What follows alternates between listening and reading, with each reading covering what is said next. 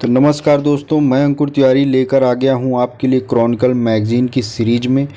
हम लोग पढ़ेंगे आज उद्योग, उसके बाद पढ़ेंगे नियुक्ति, जिसमें हमारी पहली न्यूज है कि सोडियम साइनाइड के आयात पर एंटी डोपिंग शुल्क की सिफारिश की गई है।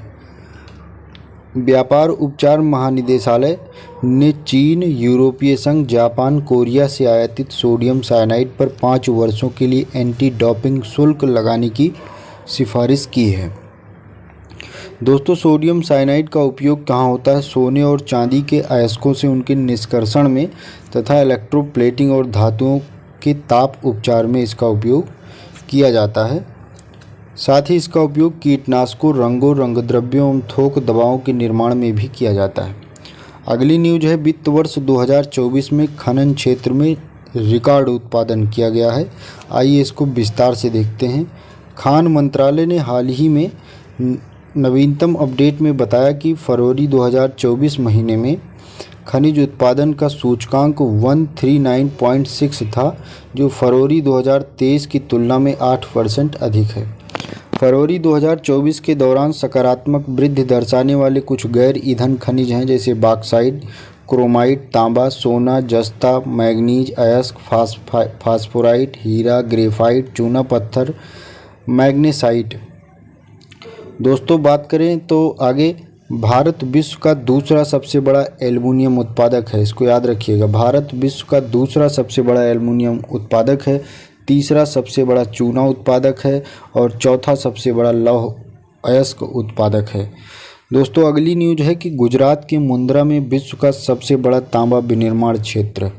दोस्तों, इसको विस्तार से पढ़ें तो अदानी समूह ने गुजरात के मुंद्रा में, याद रखिएगा, गुजरात के मुंद्रा में विश्व का सबसे बड़ा एकल स्थान तांबा विनिर्माण संयंत्र के पहले चरण की शुरुआत की घोषणा की है। यह संयंत्र तांबे की आयात पर भारत की निर्भरता को कम करने और स्वच्छ ऊर्जा में परिवर्तन के समर्थन करने में मदद करेगा। दोस्तों, आगे हम लोग पढ़ेंगे नियुक्तियां में पहली नियुक्ति एडमिरल दिनेश कुमार त्रिपाठी 26वें नौसेना अध्यक्ष बने हैं। नाम याद रखिएगा, दिनेश कुमार त्रिपाठी ने 26वें नौसेना प्रमुख के रूप में कार्यभार ग्रहण किया है। इससे पूर्व ये नौसेना के उप प्रमुख थे। इन्होंने एडमिरल आर हरि कुमार का स्थान लिया है। तो इनसे पहले कौन थे? आर हरि कुमार। दिनेश कुमार त्रिपाठी जुलाई 1985 में भारतीय नौसेना में शामिल हुए थे। इन्हें अति विशिष्ट सेवा मेडल और नौसेना मेडल से भी सम्मानित किया जा चुका है। अगली न्यूज है हमारी कि नलिन प्रभात एनएसजी के महानिदेशक बनाए गए हैं। एनएसजी आप लोग जानते होंगे। वरिष्ठ आईपीएस अधिकारी हैं नलिन प्रभात को देश के आतंकवाद विरोधी बल राष्ट्रीय सुरक्षा गार्ड, जिसे एनएसजी कहा जाता है, के महानिदेशक के रूप में नियुक्त किया गया है।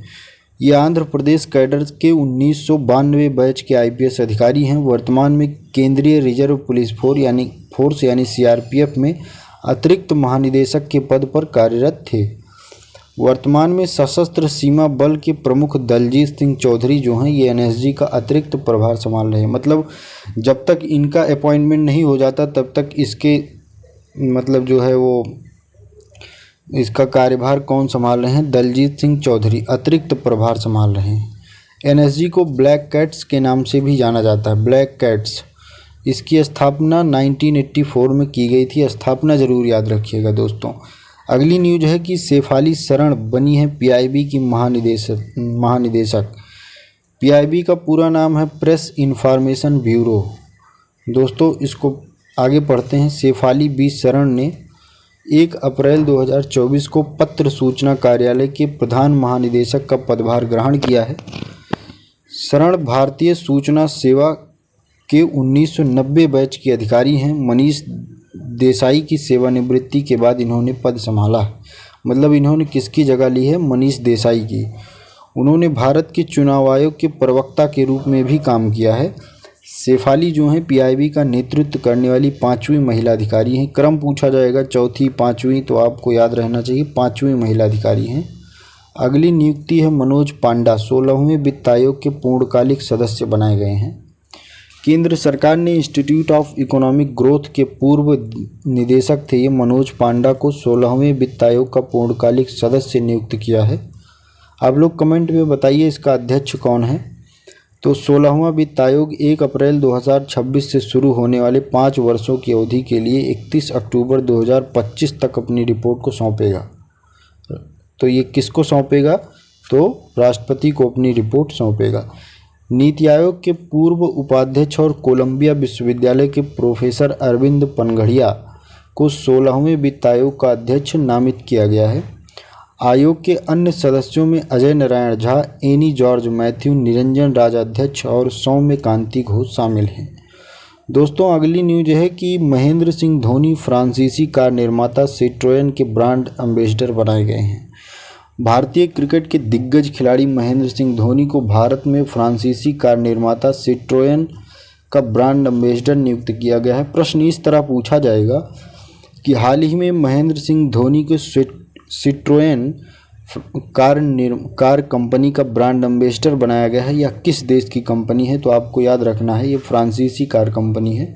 इसका उद्देश्य है कि प्रतिस्पर्धी भारतीय बाजार में स्टेलेंट्स समूह की कंपनी सिट्रोएन के लिए ब्रांड पहचान को बढ़ावा देना है। धोनी 2007 में टीम इंडिया के कप्तान के रूप में पदार्पण किए थे। अनुराग कुमार सीबीआई के संयुक्त निदेशक बनाए गए हैं। अप्रैल 2024 में भारतीय पुलिस सेवा के वरिष्ठ अधिकारी अनुराग कुमार को केंद्रीय अन्वेषण bureau CBI central bureau of India के संयुक्त निदेशक के पद पर नियुक्त किया गया है। कैबिनेट की नियुक्ति समिति ने उनकी नियुक्ति को मंजूरी दी है। इनका कार्यकाल 24 फरवरी 2027 तक होगा।